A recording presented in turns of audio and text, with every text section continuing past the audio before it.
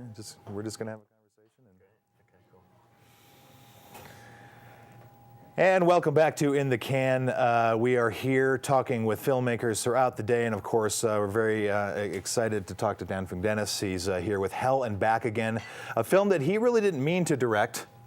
But he ended up directing. It's really kind of an interesting way that you came upon this story. You're a journalist. Yes, that's right. In Afghanistan, with no intention whatsoever of creating a documentary that would be at the Sundance Film Festival. How did this come to be? Right, yeah, so thanks for having me. I'm delighted to be here. And I was working as a stills photojournalist for a number of years in both Iraq and Afghanistan. And in 2009, I knew of this upcoming large offensive in southern Afghanistan to break the military stalemate there. And I had no intention of making a film. I knew this was significant. And I asked to go with the company that was going the furthest south. And this was Echo Company 2A of the 2nd Marine Division. Okay. And they were being dropped 18 kilometers behind enemy lines to seize a key objective. And a few hours after landing, they were surrounded on all sides and attacked. And the fighting centered around this pile of rubble that became known as Machine Gun Hill. And this is where I first met Sergeant Nathan Harris. He was the platoon leader that was leading the attack. And one Marine had collapsed, one Marine had been killed, 12 had collapsed from heat exhaustion, and we had almost all run out of water. Now, how many troops were there?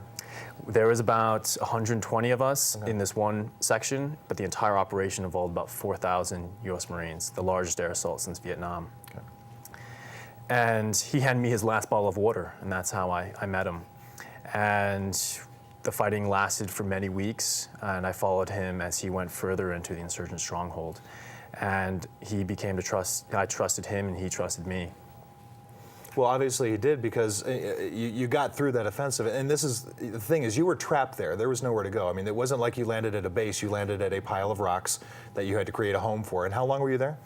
I spent 7 months in Afghanistan, and in this one location, we were cut off and had very little resupply. And it was very isolated, very remote, and we went through some very difficult experiences. And it was because I'd been through that with him.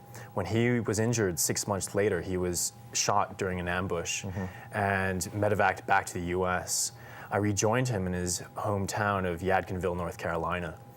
And he would introduce me to his friends and family as this guy was over there with me. And he was in incredible distress from having left his men behind.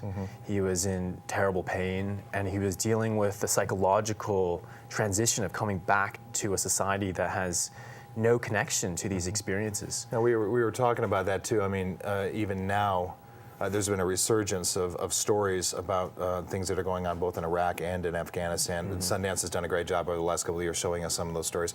But to us as a general public, it's still, and I use the term, kind of still a video game in a way. We don't see the faces of what's going on over there. We see smoky scenes and helmeted soldiers with no identity to us. You took the helmet off here. But the thing is you actually followed this soldier home after his tour, and what kind of things, at this point, had you decided to make a film? Yeah, it still was evolving. I didn't know what I was making, and I knew I had to just keep following his story. And you're right, there's this representation of war that is based on these romantic, boyish views that there's adventure and honor and glory. And this is mainly from Hollywood and video games. And even when I first went to war when I was 25, I tried to make images to match that representation. And then through this process I realized, well, why am I doing that? What I had to turn it back on its right, yeah, I have something that's a little more real. So, and I also realized that coming home from war was part of the full spectrum of warfare. And that's almost more difficult than the actual fighting, is that coming back to a world that most things seem mundane and trivial.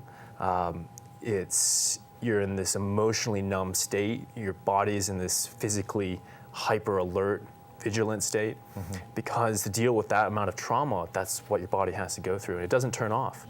So it's really a story about how the fighting comes home from something that seems very distant and far away. Well, I know you brought a clip, so let's take a look for ourselves and see it. This is Hell and Back. Now you sense a real sense of helplessness there, of these kids who are just trapped in. How are you feeling?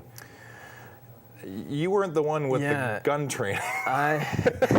You were shooting with a much different instrument altogether. Yeah, and that's the first thing these guys ask me, are you carrying a weapon? And I say, no, all I have is a pocket knife, and they think I'm crazy to be doing that.